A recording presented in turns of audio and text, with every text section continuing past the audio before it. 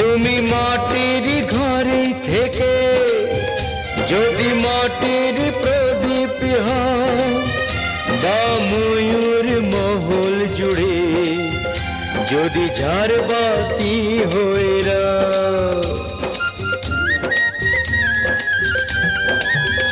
তুমি মাটির ঘরে থেকে